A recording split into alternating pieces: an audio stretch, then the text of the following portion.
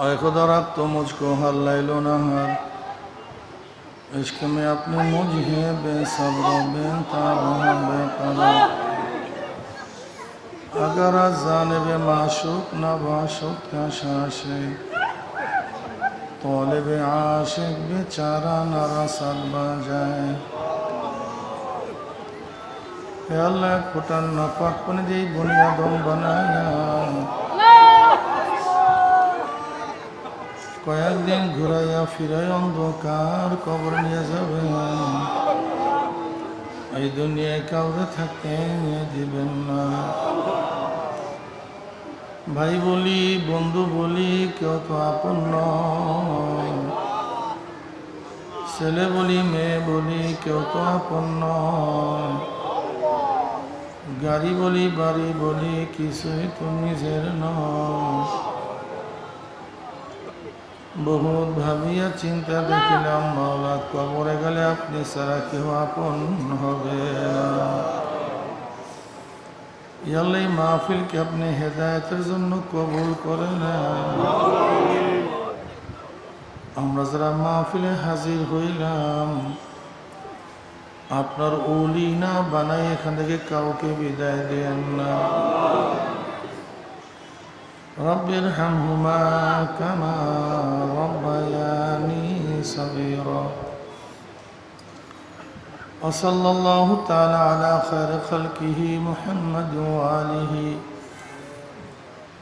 وأصحابه وأزواجه وأتباعه أجمعين ارحمنا معهم برحمتك يا أرحم الراحمين السلام عليكم ورحمة الله وبركاته وعليكم السلام ورحمة الله وبركاته أعوذ بالله من الشيطان الرجيم بسم الله الرحمن الرحيم يا أيها الذين آمنوا اتقوا الله وكونوا مع الصادقين صدق الله مولانا العظيم وصدق رسول النبي الكريم আল্লাহ পাকের বান্দা জনাব মুহাম্মদ রাসূলুল্লাহ সাল্লাল্লাহু আলাইহি ওয়াসাল্লামের উম্মতগণ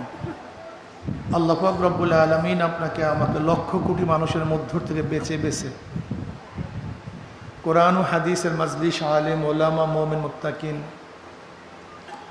জাকিরিন শাকিরিনদের গুরুত্বপূর্ণ এক দামি মজলিসে আসার বসার বলার শোনার তৌফিক আল্লাহ পাক দান করছেন শুকরিয়া তান সবাই বলে আলহামদুলিল্লাহ দীর্ঘদিন পর্যন্ত বিভিন্ন কায়দায় আপনাদের দাঁড়ে দাঁড়ে কানে কানে মাহফিলের দাওয়াত পৌঁছাবার চেষ্টা করা হয়েছে অনেক লোকের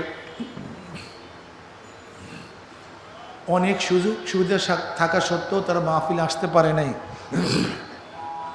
কতক কপাল পরা চার দোকান আড্ডার মধ্যে লিপ্ত কেউ গান শোনার মধ্যে টেলিভিশনের ড্যান্স দেখার মধ্যে কেউ বা বেহুদা গল্প গুজবের মধ্যে কপাল পরা মাহফিলে আসতে পয়সাও খরচ হয় না কষ্টও লাগে না তা সত্ত্বেও কপাল পরা মাহফিলে আসতে পারে নাই আবার মাহফিলের মধ্যে খোঁজ করে দেখবেন কিছু আল্লাহ পাকের বান্দা অনেক দূর দূরান্ত থেকে কষ্টকালে স্বীকার করে ব্যবসার মধ্যে লাথি মেরে দুনিয়ার সমস্ত ঝামেলাকে পদদলিত করে তারা মাহফিলে হাজির হয়ে গেছে কিছু লোক এত কাছে থাকা সত্ত্বেও আসতে পারে নাই আপনি এত দূরের থেকে আসছেন কিভাবে একদিন চিন্তা করছেন ওই ব্যক্তি বসতে পারে না আপনি বসছেন কিভাবে ওই ব্যক্তির কাছে মাইক কিন্তু শোনার কোনো আকর্ষণ নেই আর আপনি এত দূরের থেকে শোনার জন্য আসছেন কেন নিশ্চিত আল্লাহ পাক রব্বুল আলামিন তৌফিক না দিলে আপনি এবং আমিও আসতে পারতাম না যে মাওলাই করিম আপনাকে আমাকে ওই সমস্ত গাফেলদের অন্তর্ভুক্ত না করে এই মুমিন মুত্তাকিন জাকিরিন শাকিরিনদের গুরুত্বপূর্ণ এক দামি মাজলিসে আসার বসার বলা শোনার তৌফিক দান করছে আমরা বেজান না খুশি যারা আমরা খুশি হলাম খুশির সাথে সবাই বলে আলহামদুলিল্লাহ ভাই সাউন্ড বক্স দুইটা বাজে নাকি মাইকওয়ালা ভাই এই দুইটা বন্ধ করে দেন এই দুইটা কমপ্লিটলি বন্ধ করে দেন মনিটর দুটো বন্ধ করে সাউন্ড বক্স হালকা একটু বাড়ায় দেন, মনিটর বন্ধ করে দেন, আর মাইক একটু হালকা কমায় দেন, সাউন্ড বক্সের সাউন্ড হালকা একটু বাড়ায় দেন, আর মনিটর বন্ধ করে দেন, সাউন্ড বক্স থাকবে। আমাদের শায়খ মুর্শিদ নব্বর আল্লাহ মার্কাদ আমার বলতেন, বাবা কোনো ব্যক্তি হক্কানি উলামায়ে কেরামের বয়ান শোনার জন্য যদি বাড়ির থেকে রওনা করে, বয়ান শেষে আখিরি মোনাজাত দিয়ে বাড়িতে চলে যায়, তার আমল নামায় 50 লক্ষ নেকের কম লিখাই হতে পারে না। আর আল্লাহ পাক ইচ্ছা করলে কত লক্ষ নেক দিতে পারেন আল্লাহ পাকই ভালো জানেন। কাজে আল্লাহর কাছে দোয়া করি, মাওলা যেহেতু মাহফিলি নিয়েই আসছেন, আমাদের খালি আমল নামাকে নেকের দ্বারা পূর্ণ না করিয়া কাউকে এখান থেকে বিদায় দিয়েন না। আল্লাহুম্মা আমিন। আমি ছোট্ট একখানা আয়াত শরীফ তেলাওয়াত করছি। গভীরভাবে চিন্তা করলে এই আয়াতের মধ্যে বহুত কিছু আল্লাহ পাক নির্দেশ করেছেন। আল্লাহ পাক কি বলছেন? ইয়া আইয়ুহাল্লাযীনা আমানুত্তাকুল্লাহ, হে মুমিনেরা কাকে ভয় করো? আল্লাহকে ভয় করো। ইয়া আইয়ুহাল্লাযীনা আমানুত্তাকুল্লাহ, কাকে ভয় করো?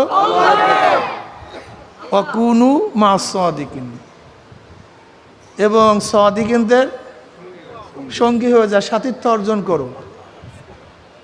আল্লাহ পাক সম্বোধন করছেন মুমিনদেরকে। কাদেরকে? ইয়া আইয়ুহাল্লাযীনা আমানু। কাদেরকে? কাফের বাদ, মুশরিক, মুনাফিক, সব বাদ। ওস্তাদজি বলছেন, হ্যাঁ আমার ছাত্ররা। এই আহ্বানের মধ্যে তারাই অন্তর্ভুক্ত যারা ছাত্র। যারা ছাত্র না, বাদের জন্য বলার দরকার নেই, এমনি বাদ হয়ে গেছে। আহ্বান করছে, হে আমার ছাত্ররা। অন্তর্ভুক্ত শুধু ছাত্ররা, যারা ছাত্র না তারা এমনিতেই বাদ হয়ে গেছে। ইয়া আইয়ুহাল্লাযীনা আমানু, হে ঈমানদারেরা। যারা কাফের, সবাই কথা বলবেন, মুশরিক, মুনাফিক, বাদ দেওয়ার বলার দরকার নেই, আহ্বানের মাধ্যমেই বাদ হয়ে গেছে। থাকবে কারা? মুমিন। আমার বয়ানও ফায়দা হবে যাদের মধ্যে ঈমান আছে। ওয়াযাক্কির ফাইন্না যিকরা তানফাউল মুমিনিন। ওয়াযাক্কির, নসিহাত করো, আলোচনা করো, ওয়াজ করো। নিশ্চয়ই নসিহাত কাদেরকে ফায়দা দিবে? মুমিনদেরকে। ওয়াযাক্কির ফাইন্না যিকরা তানফাউল মুমিনিন। নিশ্চয়ই নসিহাত কাদেরকে উপকার করবে? মুমিনদেরকে। নসিহাত দামি এক জিনিস। বুখারীর মধ্যে রওয়ায়াত আছে আদ-দীন ওয়ান নাসিহা। এই উপদেশ, এই নসিহাত, ওয়াজের নামই দিন। এই যে ওয়াজ করতেছি না, উপদেশ করতেছি না, এর নামই দিন। বলতে পারেন হুজুর আবার তা কিভাবে? নসিহাত কি দিন বানায় দিয়েছেন? ভাই আমি বানাই নেই। নবী আলাইহিস সালাতু ওয়াস সালাম ফরমান আদ-দীন ওয়ান নাসিহা।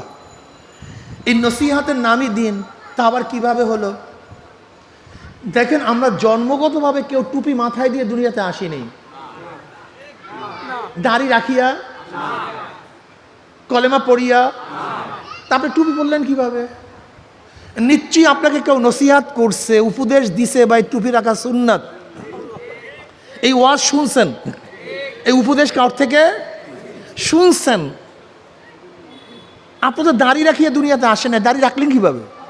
কেউ আপনাকে বলছে, দেখো সমস্ত নবীদের সুন্নাত দাড়ি, সমস্ত নবীদের, শুধু আমার নবী না। 1 লক্ষ বা 2,24,000 পয়গাম্বরের প্রত্যেকেরই দাড়ি ছিল। আমার নবীর চেহারাও দাড়ি ছিল। তিনি দাড়ি রাখার আদেশ করেছেন, তিনি নিজে আমল করছেন, আমল করার জন্য নির্দেশ করছেন। দাড়ি রাখো, দাড়ি লম্বা করো, মোচকে খাটো করো। কথাটা বুঝাতে পারিনি। কেউ বলছে ভাই এটা নবীর সুন্নাত, যদিও দাড়ি রাখা ওয়াজিব, সাবাতা বিস সুন্নাহ। দাড়ি কি ভাই? ওয়াজিব, সুন্নাত থেকে প্রমাণিত। ফরজ কি? ফরজ আল্লাহ পাক রব্বুল আলামিন যে কাজগুলি করার জন্য নির্দেশ করেছেন এবং নবী বলছেন এইটা ফরজ, সেইটা কি? ফরজ। জনাব মুহাম্মদ রাসূলুল্লাহ সাল্লাল্লাহু আলাইহি ওয়াসাল্লাম যেই কাজটা সব সময় করছেন, ছাড়েন নাই, এইটা কি? ওয়াজিব। নবী আলাইহিসসালাতু ওয়াসসালাম যেটা অধিকাংশ সময় করছেন, দুই একবার ছাড়ছেন, এমন কাজকে সুন্নাত মুআক্কাদা নবী আলাইহিসসালাতু ওয়াসসালাম কখনো কখনো করছেন বা কোনো সময় করছেন, এটা সুন্নাত। তাই নবীর দাড়ি সবসময় না কোনো সময় ছিল না? এখন বলেন তো দাড়ি রাখে কী হবে? কিন্তু কখনোই তিনি ছাড়েন নাই, সব সময়। এর জন্য এটা কি হয়ে গেছে? কিন্তু প্রমাণিত কার থেকে? নবীর থেকে। এর জন্য কি হয়ে গেছে? সুন্নাত হয়ে গেছে। সুন্নাত দ্বারা প্রমাণিত কাজটা ওয়াজিব। কথাটা বুঝতে পারো? নবী কি বলছেন? দাড়িকে লম্বা করো। কত পরিমাণ লম্বা করব? মেকদার বাতার নেই, পরিমাণ বাতার নেই। সাহাবারা পরিমাণ বাতায় দিয়েছেন। আব্দুল্লাহ ইবনে ওমর রাদিয়াল্লাহু ফরমান, এক মুষ্টি ধরো, নিচের অংশ কেটে দাও। যদি দাড়ি লম্বাই করতে থাকো না, লম্বা হতে হতে আবার পায়ের নিচে চলে যায়। এই জন্য নবীর হাদিস লম্বা করো। কি পরিমাণে লম্বা? নবীর থেকে নেই, কাদের আমলের থেকে? এর জন্য সাহাবী ছাড়া উপায় নেই। কথা বুঝতে পারি নেই। একদল বের হয়েছে যারা আহলে কোরআনিয়া, কোরআন মানে, হাদিস মানে না। ভাই বসেন, আর উঠবেন না ভাই, বসেন, একেবারে বসে পড়েন, এদিকে বয়ান দিয়ে খেয়াল দেন। তারা কি বলে? আমরা কোরআন মানি, হাদিস মানি না। একদল বের হয়েছে মারাত্মক, আহলে কোরআনিয়া। কি মানে ভাই? কোরআন মানে হাদিস। আসলে হাদিস না মানলে কোরআনও মানা যায় না। এইটা যে কোরআন, এটা বুঝবেন কিভাবে? এইটা কোরআন, এটা আল্লাহর বাণী, এইটা ওহী, এটা আপনি বুঝবেন কিভাবে? যতক্ষণ নবী না বলবেন, নবী আলাইহিসসালাতু ওয়াসসালাম যতক্ষণ পর্যন্ত কোরআনকে স্বীকৃতি না দিবেন এইটা কোরআন, তাহলে দেখেন কেউ না কেউ আপনাকে নসিহত করার কারণে আপনি দাঁড়িয়ে রাখছেন, এই সুন্নতি জামা পড়ছেন। কেউ বলছে নামাজ পড়া ফরজ, নামাজ পড়লে জান্নাত, নামাজ না পড়লে জাহান্নাম। এই নসিহত শোনার পরে নামাজ ধরছেন। যদি এই নসিহত আপনি না শুনতেন, এই ওয়াজ কেউ না করতো, কথা বলেন না কেন?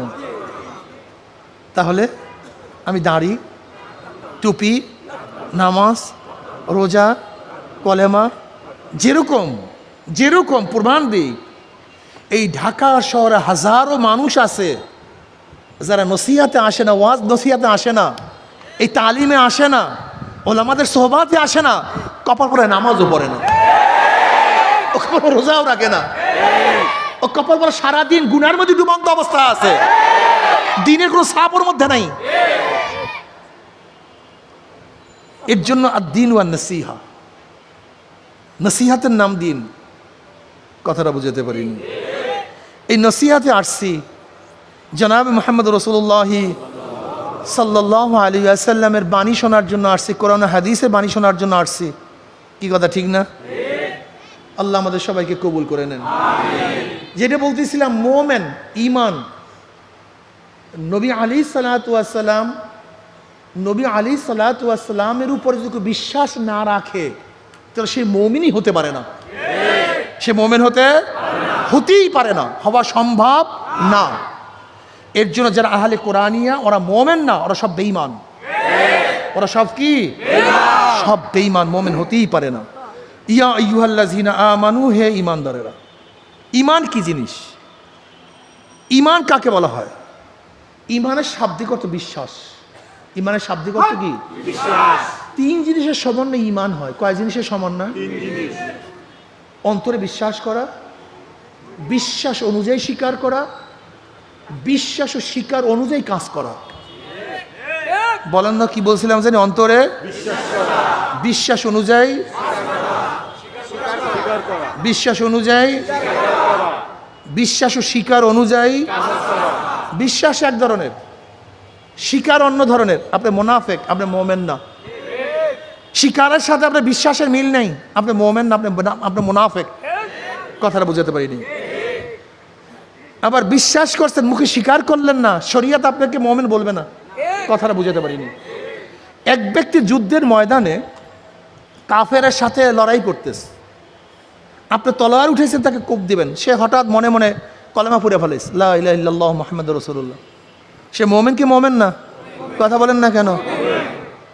কিন্তু আপনি তো তাকে কারবার সাইয়া দিয়েছেন। শরিয়াত আপনাকে কোনো অবস্থাতেই তুষ্কার করবে না, কেন তার ঈমান যদিও বাহ্যিকভাবে জাহের হয় নাই, ইনদাল্লাহ কবুল হবে, কিন্তু শরিয়াত এটা গ্রহণ করবে না। এর জন্য ইকরার বিল লিসান, জবানে স্বীকার করতে হবে। কি করতে হবে? জোরে বলেন, জবানে স্বীকার করতে হবে। শরিয়াত বাহ্যিকের উপরে, শরিয়াত কিসের উপরে? উদাহরণস্বরূপ ওই ব্যক্তি আর এক ব্যক্তি, আপনি তলোয়ার উঠে এসে বলছে লা ইলাহা ইল্লাল্লাহ মুহাম্মাদুর রাসূলুল্লাহ, অথচ সে মনে মনে ঈমান আনে নাই, সে বাঁচার জন্য তাকে হত্যা করা জায়েজ? কথা বলেন না কেন? হত্যা করা জায়েজ নেই, সম্পূর্ণ হারাম। কারণ আপনি তো তার কলব ফারান নাই, সে ঈমান আনসি কি আনেটা আপনার দেখার বিষয় না। ইকরার, সে সাহাবে প্রমাণ হয়ে গেছে যে ঈমান আনস, লা ইলাহা ইল্লাল্লাহ বলে ফেলাইছে, বাস। এর জন্য অন্তরের সাথে যদি জবানের মিল না থাকে, আপনার ঈমান ঠিক নেই। অন্তরে কি জানি? বিশ্বাস। বলেন, বিশ্বাস অনুযায়ী, বিশ্বাস ও শিকার অনুযায়ী